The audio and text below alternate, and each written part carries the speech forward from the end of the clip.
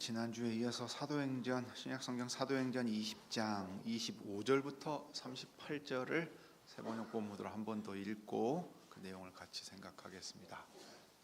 신약성경 사도행전 20장 25절부터 38절입니다.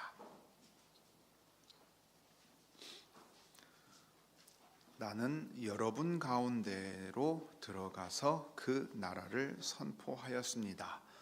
그런데 이제 나는 여러분 모두가 내 얼굴을 다시는 보지 못하리라는 것을 알고 있습니다. 그러므로 나는 오늘 여러분에게 엄숙하게 증언합니다.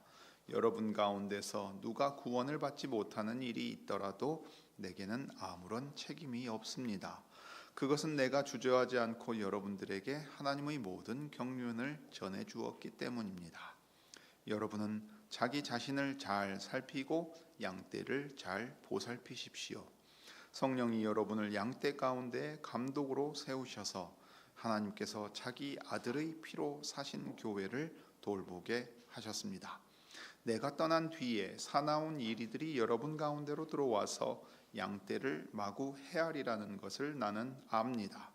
바로 여러분 가운데서도 제자들을 이탈시켜서 자기를 따르게 하려고 어그러진 것을 말하는 사람들이 나타날 것입니다. 그러므로 여러분은 깨어 있어서 내가 3년 동안 밤낮 쉬지 않고 각 사람을 눈물로 훈계하던 것을 기억하십시오. 나는 이제 하나님과 그의 은혜로운 말씀에 여러분을 맡깁니다. 하나님의 말씀은 여러분을 튼튼히 세울 수 있고 거룩하게 된 모든 사람들 가운데서 여러분으로 하여금 유업을 차지하게 할 수 있습니다. 나는 누구의 은이나 금이나 옷을 탐낸 일이 없습니다. 여러분이 아는 대로 나는 나와 내 일행에게 필요한 것을 내 손으로 일해서 마련하였습니다. 나는 모든 일에서 여러분에게 본을 보였습니다. 이렇게 힘써 일해서 약한 사람을 도와주는 것이 마땅합니다. 그리고 주 예수께서 친히 주는 것이 받는 것보다 더 복이 있다 하신 말씀을 반드시 명심해야 합니다. 바울은 말을 마치고 나서 무릎을 꿇고 그들과 함께 기도하였다. 그리고 모두 실컷 울고서 바울의 목을 끌어안고 입을 맞추었다. 그들을 가장 마음 아프게 한 것은 다시는 자기의 얼굴을 볼 수 없으리라고 한 바울의 말이었다. 그들은 배 타는 곳까지 바울을 배웅하였다.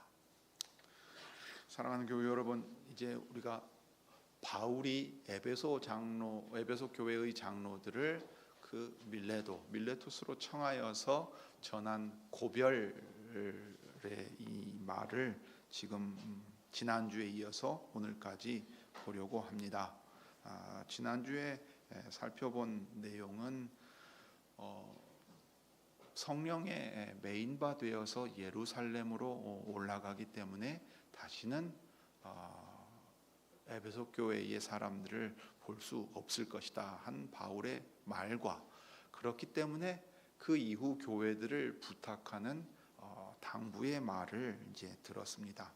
그 당부의 내용이 좀 더 구체적으로 교회의 직분자들인 장로들에게 주어지고 있습니다.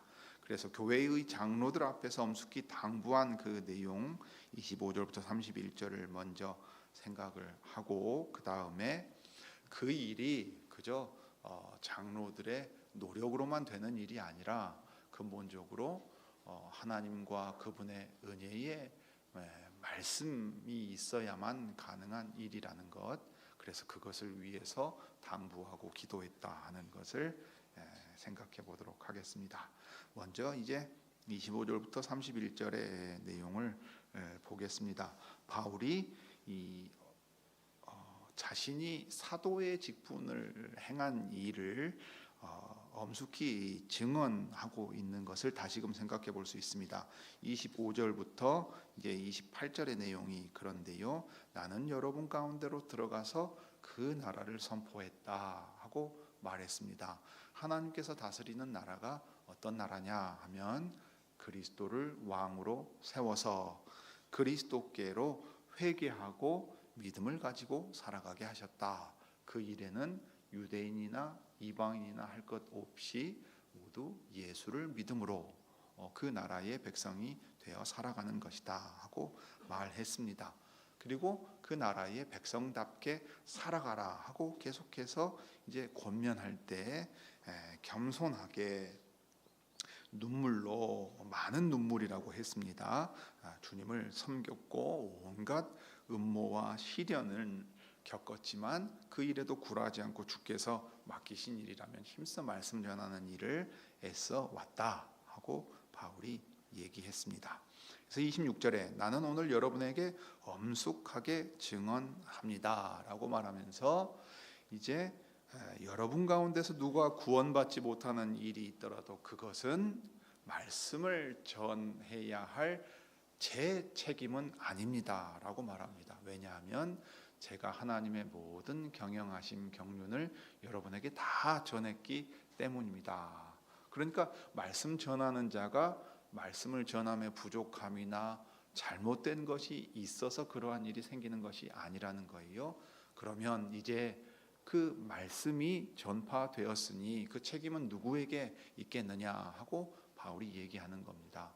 먼저 그 말씀을 들은 이들에게 그 책임이 있다 하고 말하는데, 특별히 뒤와 이어서 생각한다면 이 말씀이 회중 가운데서 역사하도록 수고해야 할 책임을 바로 장로된 여러분들이 맡고 있습니다. 그렇기 때문에 제가 이 말씀을 여러분에게 드립니다 하고 말해요. 장로된 이들에게 그 직분의 책임을 아주 막중하다는 사실을 얘기를 하고 있는 겁니다. 말씀을 전하는 자가 교회에 세워질 겁니다. 그러면 그 말씀을 잘 듣고 있는지, 그래서 그 말씀의 은혜 아래 있는지, 말씀을 따라 살고 있는지 양떼를 살펴야 합니다.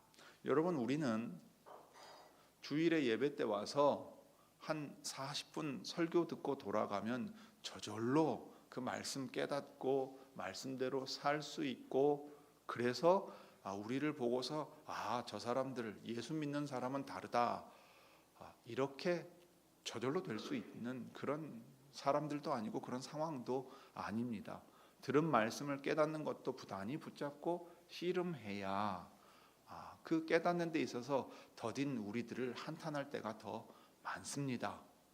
깨닫는 대로 행하는 데 있어서는 우리가 연약함을 심히 발견하기도 합니다. 무엇보다 우리의 삶은 분주하고 대단히 복잡합니다. 선과 악이라는 걸로 단순하게 다 판단할 수 있지 않습니다. 그러니 우리가 살아가는 삶의 자리에서 우리가 마주하는 순간에 무엇이 선한 일인가 또는 무엇이 더 옳은 일인가 하는 것을 매 순간 결정하고 판단하는 일은 대단히 어려운 일입니다. 그러니 우리 평생에 이 말씀을 깨닫고 말씀을 우리 삶에 적용하고 우리 교회가 걸어가는 데 있어서 주님의 도우심 아래서 우리는 계속해서 자라가야 합니다. 그러니까 주일에 설교 듣는 것만으로 우리는 저절로 깨끗해지고 죄를 깨닫고 돌이키고 거룩해지는 그런 대단한 사람들이 아니라는 얘기입니다. 죄인이라는 말은 우리의 실존에 아주 뿌리 깊이 박혀 있는, 경험하게 되는 말입니다. 그러니 들은 말씀에 믿음으로 응답하게 되는지를 장로들은 그 삶을 살피는 가운데 때로는 책망하기도 하고 바로잡기도 하고, 때로는 권면하고 때로는 칭찬하고 격려하고, 때로는 그의 삶의 고민을 듣고 함께 아파하고 눈물 흘리며, 때로는 함께 기뻐하면서 주님의 말씀을 받은 자답게 믿음 안에서 자라가도록 이 양떼를 돌보아야 합니다. 이것이야말로 사도가 교회를 부탁하며 하는 이야기입니다. 왜냐하면 그리스도께서 그리스도의 교회가 그렇게 자라가고 인도하심을 받게 하셨기 때문입니다. 자, 그러니 바울이 장로들에게 뭐라고 권면해야 하겠습니까? 28절 이하에 나온 대로 이렇게 권면해야 되겠지요. 여러분들은 먼저 자기 자신을 잘 살피고 양떼를 잘 보살피십시오. 교회의 감독자, 장로가 되어서 그 직분을 맡았다 하는 일은 바로 양떼를 돌보아야 할 책임을 맡았다는 얘기고, 그 일을 주님이 친히 여러분에게 맡기셨다는 얘기입니다 하고 말해요. 그 다음에 31절에 이렇게 말하지요. 그러므로 여러분은 깨어 있어야 합니다 했어요. 그러니까 소홀히 여기고 그냥 알아서 잘 할 수 있을 거라고 결코 생각하지 말라고 했습니다. 자기 자신을 살피고 양떼를 돌보아야 할 책임이 있고, 무엇보다 깨어서 지켜야 할 책임이 그에게 있다고 말합니다. 그리고 그 일을 사도 자신이 3년 동안 힘써 행해왔기 때문에 기억하라 말합니다. 제가 3년 동안 밤낮 쉬지 않고 각 사람을 눈물로 훈계하던 것을 기억하십시오. 바울은 예배 때 말씀 전한 것으로 충분하다고 생각하지 않았습니다. 그것은 하나님의 말씀이고 능력으로 우리 안에서 역사합니다. 그러나 말씀을 받은 각 사람이 그 말씀을 받은 자답게 말씀을 깨닫기 위해 씨름하고 그 말씀대로 살기 위해 애쓰는 일을 위하여 바울은 3년 동안 밤낮 쉬지 않고 각 사람을 눈물로 훈계했다고 했습니다. 그는 내가 사도가 아니냐, 당신 그따위로 살 거냐 하고 권위에 의존해 책망한 사람이 아닙니다. 겸손과 많은 눈물로 주를 섬길 때 각 사람을 눈물로 훈계했다고 했습니다. 옳은 이야기를 우리 잘 안 받아들이지요. 부모가 자녀 키울 때도 얼마나 속을 썩습니까? 자녀를 노엽게 할 때도 많고 자녀가 부모에게 반항하는 일이 수도 없이 많습니다. 하물며 교회의 장로가 성인들이나 청년들이나 청소년들을 말씀을 따라 살도록 훈계하거나 권면하는 일은 얼마나 어렵겠습니까? 얼마나 어렵겠습니까? 그냥 저희가 설교 듣고 알아서 잘 살게요라는 식으로 행동하기 쉽지 않겠어요? 그런데 우리 중에 한 사람인, 나와 같이 동일한 교인이었던 한 사람이 사도도 아니고 장로가 되어서 그가 어떻게 살아왔고 그의 자녀들이 어떠한지 뻔히 아는데 나에게 이래라 저래라 한다고 생각할 사람이 얼마나 많겠습니까? 그리고 속으로는 이런 생각도 들겠죠. 아이고, 그렇게 쉬운 줄 아십니까? 한번 살아보십시오. 이 목회자에게 핑계대는 말 그러잖아요. 아이, 목사님이 한번 살아보세요 라고 핑계댄다고 하지요. 또 목회자는 교우들의 그 거칠고 어려운 삶의 환경들을 다 이해하지 못한 채로 너무 단순하고 간단한 것처럼 말하는 때도 많이 있습니다. 그러니 이 일은 얼마나 어려운 일입니까? 너무도 신령하고 중요한 일인데 다른 한편으로는 너무도 어려운 일이어서 사람이 할 수 없는 일처럼 보입니다. 여러분, 우리 중에 자기 자신을 잘 살피는 일에 있어서 흠도 없고 티끌도 없다고 할 수 있는 사람이 누가 있겠습니까? 그런데 우리 가운데서 장로가 나오고 심지어 하나님의 말씀을 맡아 가르치는 장로의 역할을 맡게 하신다면 두려운 일 아니겠습니까? 그래서 이전에 먼저 목회를 시작한 분들의 이야기를 들어보면 신실하게 한 분들의 경우에는 누구나 다 이렇게 말합니다. 할 수만 있으면 하지 말라 그래요. 사람이 할 수 없는 일이라고 얘기를 합니다. 그러면서 이 일을 신실하게 할 수 있게 하신 분이 하나님이시라는 고백을 하지 않을 수 없는 이유는 나 자신을 볼 때 주 앞에서 두려울 정도로 부끄러움이 가득한데 심지어 우리의 목자장 되신 그리스도께서 그 양떼를 양무리 가운데서 뽑아낸 직분자에게 맡기셨기 때문입니다. 얼마나 두렵겠습니까? 그 직분을 맡는 일은 할 수만 있으면 하지 않고 싶은 일일 것입니다. 그런데 자기 자신을 잘 살피고 양떼를 잘 보살펴야 할 막중한 책임을 맡기시면서 이 양떼, 그러니까 그리스도의 교회가 어떠한 곳인가, 어떤 사람들인가 하는 것을 바울은 우리에게 이렇게 들려줍니다. 성령이 여러분을 양떼 가운데 감독으로 세우셔서 하나님께서 자기 아들의 피로 사신 교회를 돌보게 하셨습니다. 양무리가 있습니다. 목자가 이 목자장이 이 목자에게 양떼를 맡으라고 맡겨 주셨는데 이 양떼 양무리는 어떤 곳이냐 하면 하나님께서 자기 아들의 피로 사신 교회라 했습니다. 그러니까 목자를 떠나서 흩어져 방황하고 고통 가운데 있던 양떼를 그 양 한 마리 한 마리를 다 찾아 불러내신 이분이 이 양을 한 무리를 모아 두었어요. 그런데 이 모으는 일은 반항하는 양무리의 마음을 온전히 그 부드럽게 만들어야만 가능한 일이었습니다. 그래서 이 목자께서는 자기의 친아들 외아들을 보내셔서 십자가에 달려 죽게 하시고 그분의 죽으심으로 말미암아 하나님의 양무리가 회개하고 돌아오게 하셨습니다. 이 양떼는 그리스도께서 자기 생명을 대신 내어주신 양떼고 그 피로 값주고 사신 양떼입니다. 그러니 하나님께는 이 양무리는 가장 귀한 것 중에 귀한 것입니다. 자기 아들의 피로 대신해서 값주고 살 만큼 귀한 양무리입니다. 그 양무리를 맡았다면 그 목자들은 어떤 마음을 가져야 하겠습니까? 당연히 자기가 이 일을 맡을 만한 사람인가? 이 일은 어떻게 행해야 하겠는가? 목자이신 주님이 우리를 어떻게 대하셨는가? 또 이 일을 어떻게 행하라 하시는가? 두려운 마음으로 계속해서 생각해야 할 것입니다. 주님이 이 양 한 마리, 잃어버린 양 한 마리를 찾기 위해 돌아다니셨던 것처럼 주님의 마음을 그도 가져야 하겠고, 양떼의 연약함을 볼 때에는 주님이 안타까워하시고 또 바울 사도가 보여준 것처럼 각 사람을 눈물로 훈계하고 겸손히 섬기며 나아갔던 모습을 기억해야 했습니다.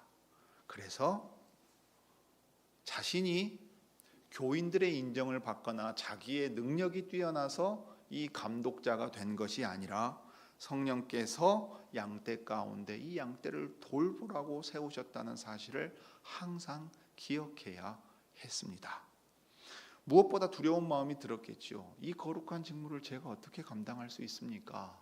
저는 지혜도 없고 제 자신도 버겁습니다. 주님, 이 말은 감독자 된 이들이라면 누구나 고백할 만한 일입니다. 그냥 개인의 경건이 뛰어나다 정도로 되는 게 아니라 실제로 그는 감독해서 이 양무리를 이끌어가야 할 지도자입니다. 그러니까 그냥 착한 사람만 돼서는 안 되지요. 착한 사람만 돼서는 안 됩니다. 실제로 양들이 어떤 처지에 처해 있고 그 양떼는 어디로 나아가야 하고 그렇게 나아가기 위해서 지금 부족한 것은 무엇이고 무엇이 문제인지 그래서 어떻게 해결해야 되는지 그는 매 순간 씨름해야 합니다. 아마 이 감독자의 직분을 현대 사회에서 조금이라도 이해할 수 있는 사람은 현대의 경영자일 가능성이 큽니다.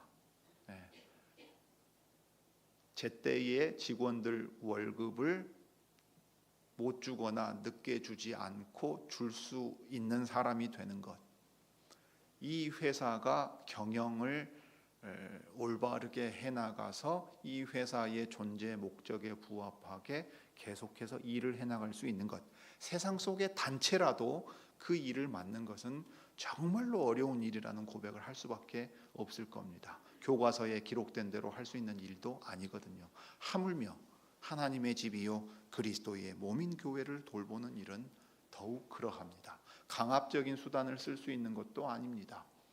권위를 내세워서 권위주의적으로 행할 일도 아닙니다. 각 사람이 말씀의 비침을 받아 순전하게 자율적으로 스스로 따라오게 만들어야 되는 일이기 때문입니다.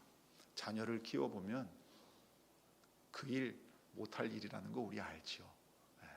하물며 내가 낳은 자녀도 아닌 교인들이 모여있는 이 교회라고 치면 감독자의 감독을 받고 주님의 말씀 앞에 엎드리는 이 일은 사람이 행함으로써 거둔 결과가 아니라는 것은 분명할 것입니다. 하나님께서 이 사람들을 세우셔서 이 사람들을 쓰심으로써 이루어지는 일이기 때문에 이 땅에서 행할 수 있는 일입니다. 무엇보다 사람들은 근본적으로 죄악 가운데에서 죄성이 남아 있어서 하나님의 말씀에 순종하기보다 자기식으로 생각하고 심지어 교회조차도 그렇게 생각하기 쉽습니다. 여러분, 우리는 교회는 이래야 한다, 목사는 이런 사람이다, 우리 교회는 왜 이러느냐 생각하기 쉽습니다. 그리고 그렇게 말합니다. 때가 되면, 내가 집사가 되면, 내가 장로가 되면 이렇게 해야겠다 하고 생각합니다. 심지어 목사들도 목회 철학이라는 이름으로 교회를 자기가 주관하려고 합니다. 그런데 우리는 하나님 앞에 겸손히 교회가 무엇인지 배우는 시간을 많이 갖지 못하였습니다. 우리는 교회를 너무도 잘 안다고 생각합니다. 그런데 놀랍게도 심지어 가르치는 목자조차도, 감독자 된 목자들조차도 하나님께서 자기 아들의 피로 값주고 사신 교회가 어떻게 세워지고 어떻게 다스림을 받아야 하는지 잘 모릅니다. 말씀에 깊이 들어가 보지 못하였고 그런 교회를 경험해 보지 못하였기 때문에 우리 시대에는 더욱 그러한 것처럼 보입니다. 그러므로 사도 바울의 이 당부는 우리 시대의 감독자들 된 장로들에게 먼저 주는 당부입니다. 그리스도의 피로 값주고 사셔서 다스리시는 하나님의 교회가 성령께서 세우신 사람들을 통하여 올바르게 나아가도록 하는 책임이 직분자들에게 있습니다. 주님의 말씀은 이미 주신 말씀입니다. 그렇다면 그 말씀대로 전하고 말씀대로 행하는 일이 우리의 책임입니다. 그런 까닭에 이 책임을 맡은 이들이 가장 먼저 주님 앞에 회개하게 될 겁니다. 정산해야 될 것입니다. 너는 내가 너에게 전하라고 한 말씀을 신실하고 바르게 전했느냐? 너는 저 사도가 권한 대로, 사도가 본을 보여준 대로 각 사람의 영혼을 소중히 여기고 그 사람들이 하나님 앞에 나아갈 수 있도록 힘쓰고 애썼느냐? 너는 너의 직분을 권력으로 생각하고 남용하거나 오용하지는 않았느냐? 직분자들에게 가장 먼저 물으실 것입니다. 왜냐하면 직분의 타락으로 말미암아 말씀이 희미해지고 주님의 양떼가 병든 것이 우리 시대의 모습이기 때문입니다. 그렇다면 그 직분을 맡아서 직무를 정당하게 수행했다면 또 동일하게 회중에게 책임을 물으실 것입니다. 너희는 내가 내 사자를 통하여 들려주는 말에 귀를 기울였느냐? 너희는 그 말을 따라 살려고 애쓰고 힘썼느냐고 물으실 것입니다. 내가 세운 직분자들을 존중하고 그를 통해 내 다스림을 받고 나아왔느냐고 물으실 것입니다. 이것이 사도가 직분자들에게 먼저 권하는 얘기고 그들을 통하여 온 회중이 듣게 하는 얘기입니다. 무엇보다 사도의 마음은 곧 일어날 일들에 대한 염려가 있었습니다. 그래서 깨어 있으라고 말합니다. 왜냐하면 여러분들이 잠들어 있게 되면 그 틈을 타서 교회 안에 들어오고 교회 안에서 일어날 일들에 대하여 여러분은 보지 못할 것이기 때문이라고 지금 얘기합니다. 무슨 일이 일어날 수 있습니까? 바울이 떠난 뒤에 사나운 이리들이 여러분 가운데로 들어와서 양떼를 마구 헤아리라는 것을 나는 압니다 했어요. 여러분, 나는 알고 있다. 이거 반드시 일어날 일이라고 지금 바울이 얘기하는 겁니다. 악한 자가 하나님의 자녀들 위에 그 가라지를 더 씌우려고 애를 씁니다. 그러니까 양떼잖아요. 양떼를 삼키기 위해 늑대와 이리 같은 이들이 바깥에서 옵니다. 양의 탈을 쓰고 오고 또 좋은 가르침을 가진 선생처럼 위장하고서 들어오게 될 거라 이 말입니다. 그러면서 양떼를 마구 해할 터인데 자기의 이익을 위하여 그 양을 잡아먹을 것입니다. 이것은 가르침 때문에 생기는 이야기이기도 하고, 더 나아가서 교회에 심각한 어려움을 불러일으키게 하면서 자기의 뜻대로 행하려고 하는 일들임을 여기서 보여줍니다. 특별히 초대교회 당시에 벌써 거짓 교사들의 문제는 성경 안에서도 나타나고 있는 문제였습니다. 자, 그런데 그뿐만이 아닙니다. 30절, 바울은 더 여러분들이 깨어 있어야 한다고 말하는 이유는 바로 여러분 가운데서도 어그러진 것을 말하는 사람들이 나타날 것이기 때문입니다 라고 말하고 있어요. 이 본문의 순서를 보면 좀 충격적인 거죠. 바로 여러분들 가운데서도 그런 사람 나옵니다 하고 말해요. 그럼 어떤 사람들이냐면 제자들을 이탈시켜 자기를 따르게 하려고 한다 하고 말해요. 그래서 선생된 이의 책임이 대단히 큽니다. 우리 시대의 교회를 보면 어느 시대나 교회가 여러 시험을 겪고 스스로 어려움 가운데 빠져들기도 합니다만, 제일 큰 문제는 교회 안에서 가르치는 선생된 자에게서 나옵니다. 두려운 일입니다. 말씀을 전하는 자가 스스로 하나님과 같이 됩니다. 자기 뜻대로 교회를 이끌어 가려고 합니다. 그래서 자기의 말을 듣지 않는 사람들은 내치고 자기의 말을 따르려는 사람들은 가까이 둡니다. 그런 식으로 하다가 나중에는 심지어 하나님의 말씀까지도 더하고 빼고 아주 엉뚱하고 이상한 데로 다 가버립니다. 건전한 교단의 이름을 가지고 있고 교회가 주일에 모여서 예배를 드리고 당장 겉보기에 별다르지 않으면 다 건강하게 지금 교회들이 존재하는 걸까요? 바울이 사도가 얘기하는 바로 이 일이 우리 안에서 너무도 흔하게 일어나고 있는 것을 우리는 잘 압니다. 여러분, 개혁신학을 역사적인 그 주류의 개혁신학을 받았다고 하는 교회도 순식간에 가르치는 선생이 양떼를 자기를 따르게 하려고 어그러지는 가르침으로 가르치기도 하고 행하기도 합니다.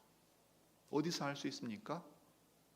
목사가 교회의 머리가 되어 있으면 그리스도 자리에 그 사람이 앉아 있는 것입니다. 그런데 여러분, 그것은 너무도 쉽게 행합니다. 그리고 그렇게 할 수 있는 이유가 뭡니까? 그가 말씀을 전하는 자, 가르침을 행하는 자이기 때문에 그 일을 행할 수 있게 됩니다. 그러므로 여러분, 회종 여러분에게 부탁드립니다. 특별히 장로 직분자 된 여러분들에게 간청합니다. 여러분의 말씀 사역자를 잘 지켜보십시오. 깨어서 지켜보십시오. 말씀의 사역자의 생활을 지지하고 그의 모든 것을 존중하는 이유는 주님의 말씀이 영광을 얻게 되기 위해서입니다. 그러므로 그가 가르치는 일에 있어서나 다른 어떤 일에 있어서 어긋나는 모양새가 나타나거든 주님 안에서 반드시 그에게 이야기하십시오. 그런 일이 더 진행되지 않게 막으십시오. 여러분들은 강단을 살펴야 할 책임을 가장 먼저 받은 사람들입니다. 이 얘기가 목사 견제해서 설교의 내용에 빨간펜 선생 하라는 얘기가 아닙니다. 여러분도 말씀을 받는 자이지만 동시에 그 말씀이 정당하고 바르고 신실하고 합당하게 전파되고 있고 가르쳐지고 있는가를 먼저 살펴야 한다는 얘기입니다. 오늘날 많은 교회들은 이렇게 말해요. 특별히 목회자들이 이렇게 말하기 쉽습니다. 교인들이 말씀을 안 듣는다고요.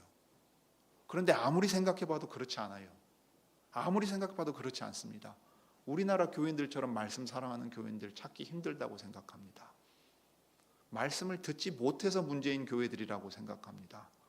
무엇보다 문제는 말씀을 전하는 이들이 하나님의 말씀을 깊이 잘 모릅니다. 그리고 부족한 부분을 그냥 해오던 관행대로 채워서 해갑니다.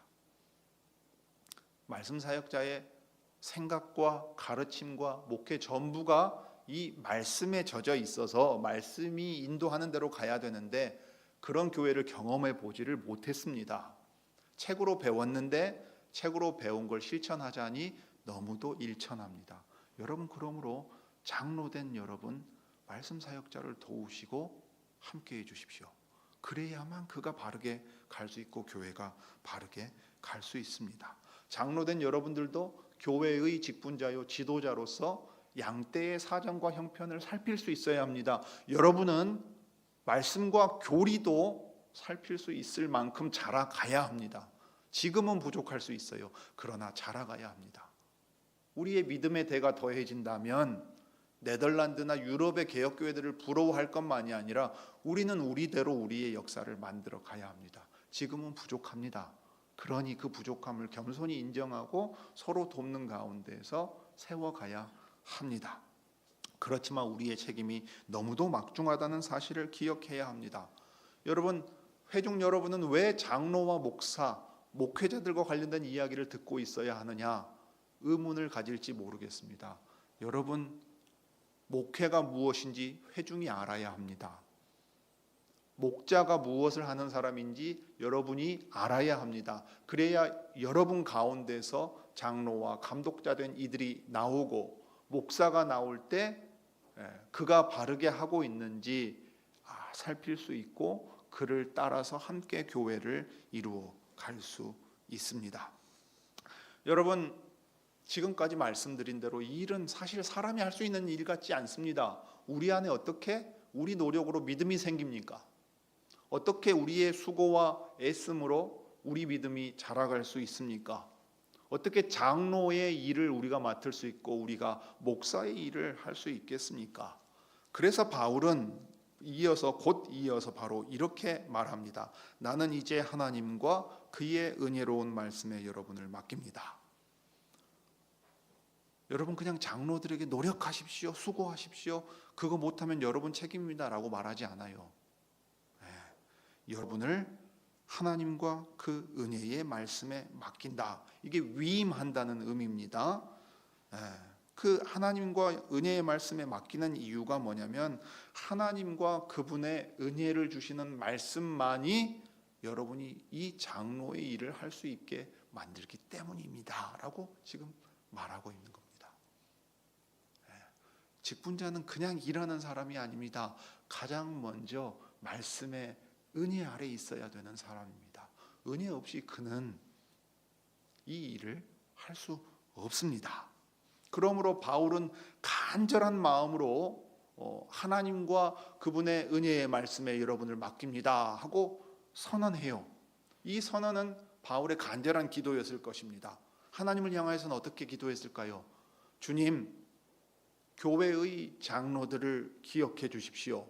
이들은 하나님과 하나님의 은혜의 말씀을 통해 은혜를 받지 않고서는 이 일을 행할 수 없습니다. 도리어 그 은혜 아래에 있지 않다면 그들은 자기를 따르게 하려고 제자들을 어긋나는 가르침 가운데로 인도하는 거짓 선생이 되기 쉬울 것입니다. 주님, 그들을 지켜주시고 그들을 은혜로 보호해 주십시오.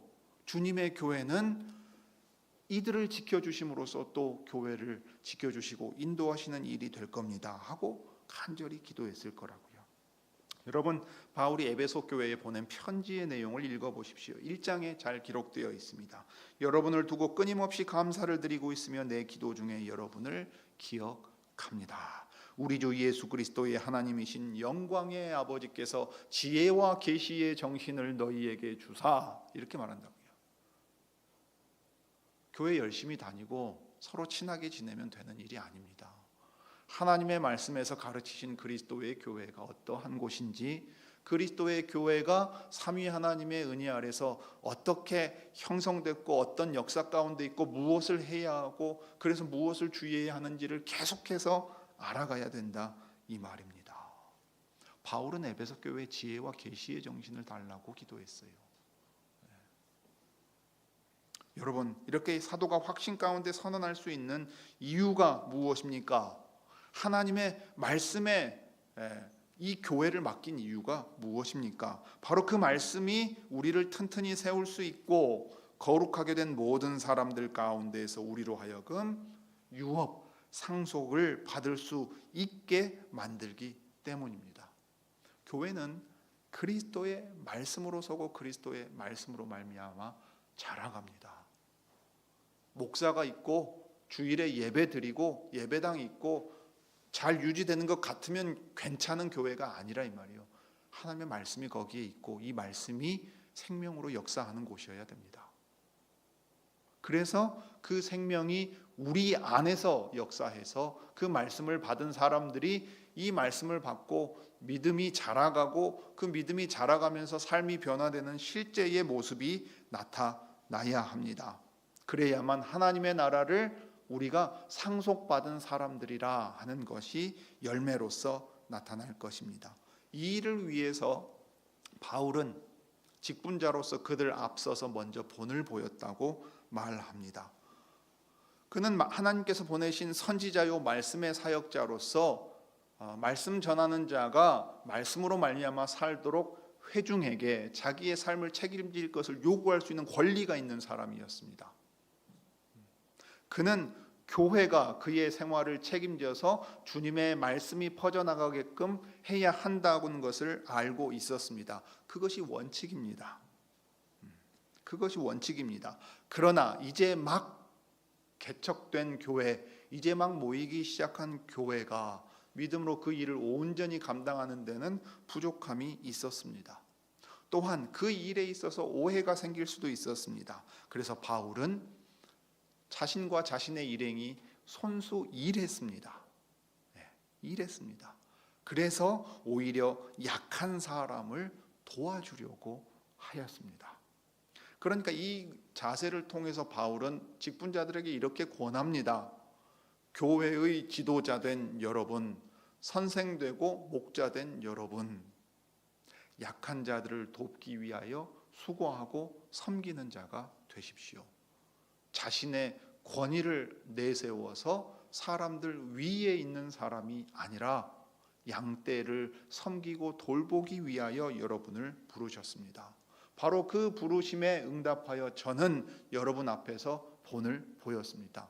사도로서 말씀 전하는 자요 선지자로서 여러분에게 내 말씀 사역에 대하여 생활에 대하여 책임을 지라고 요구할 수 있는 권리가 있었음에도 저는 그렇게 하지 않았습니다 하고 바울이 말하고 있습니다.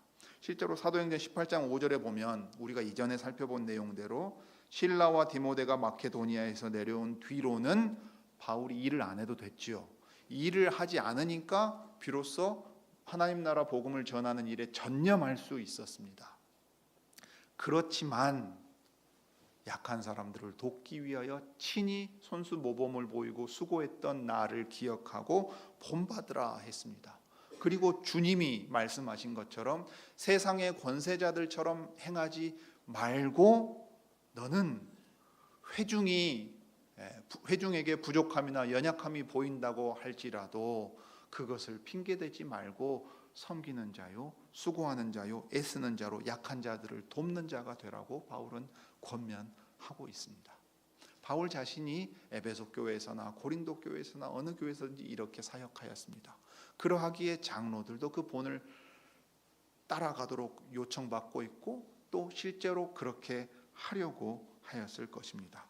이 얼마나 아름다운 모습입니까? 말씀 사역자는 하나님의 말씀을 전하는 일에 전념합니다. 교회는 그 일에 대하여 말씀을 받는 자로서 감사하게 그의 생활을 책임지려고 합니다. 오늘날 목사를 청빙하고 위임할 때의 얘기입니다. 그럴 때 직분자는 참으로 연약한 자들을 돌보고 섬기고 자기의 것을 내어놓아 도리어 일하는 자들입니다.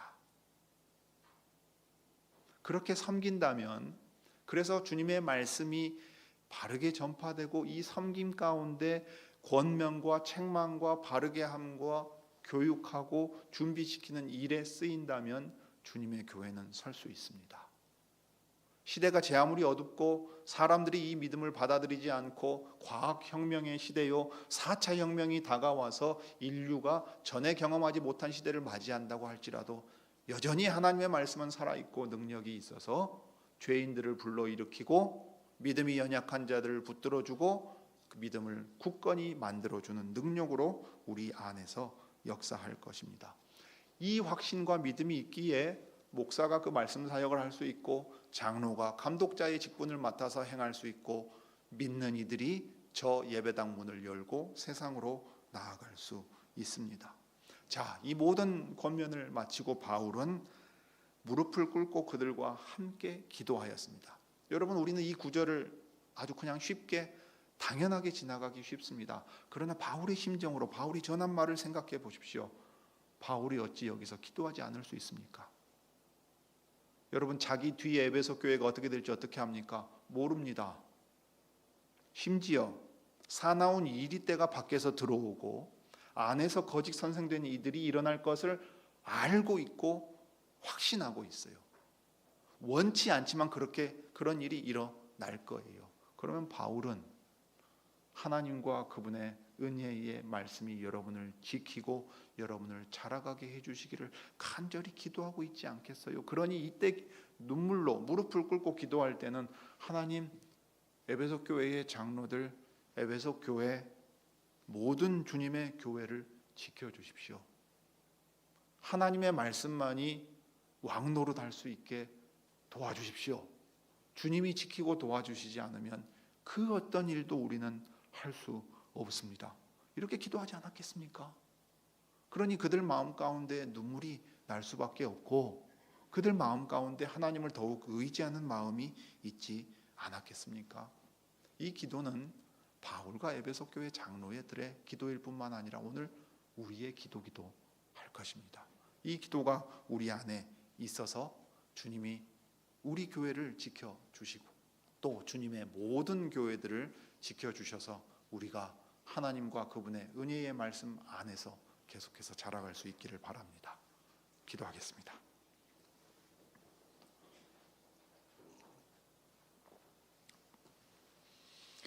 은혜로우시고 자비로우신 하나님, 우리 아버지, 하나님께서 왜 이토록 연약한 인간들을 쓰셔서 회중 가운데 사람들을 불러내셔서 그 거룩한 직무를 맡기시는지 저희로서는 다 알 수가 없습니다. 그러나 은혜를 받은 자들이 겸손하게 주인의 종이 되어서 동료 양무리를 섬기는 그 일에 부르시고 그 거룩한 직무를 행할 수 있게끔 힘과 능력을 주시고 그 자질과 은사를 개발시켜 주십니다. 그러므로 주님, 우리들 가운데에 직분자를 세워서 다스리시는 그리스도의 일하심을 저희들이 바로 알게 하시고 무엇보다 이 직분자된 이들이 주님 앞에 겸손히 서 있게 해 주옵소서. 또한 그들에게 맡기신 일을 감당할 만한 능력과 힘을 그들에게 주시고 이 모든 일들을 통하여 그리스도께서 말씀과 성령 안에서 교회를 다스리시는 일이 나타날 수 있게 해 주시기를 구합니다. 주님, 우리 시대의 교회의 모습을 보면 참으로 너무도 슬프고 주님 앞에 송구스러운 마음이 가득합니다. 주님의 교회라 이름하면서도 교회가 무엇인지 가르친다는 선생과 감독자된 이들조차도 알지 못하고 그저 행하던 대로 행하고 누가 주도권을 쥐고 가느냐의 문제가 되어버리고 그리하여 주께서 맡기신 양떼는 목자 없는 양처럼 유리방황하여 우리 주님의 마음을 아프게 만들고 있습니다. 그런 시대에 우리가 이 교회를 이루고 나아간다 하는 것은 큰 책임이요 사명을 받은 것이오니 참으로 주님의 거룩하고 순전한 교회가 이곳에 있고 또 여러 곳에 주님의 신실한 백성들로 말미암아 나타날 수 있도록 주님의 은혜를 저희에게 내려 주옵소서. 저희들이 언제나 하나님과 하나님의 은혜의 말씀에 의지하며 나아갈 수 있도록 주님 인도하여 주시기를 구합니다. 주 예수님의 이름으로 기도드립니다.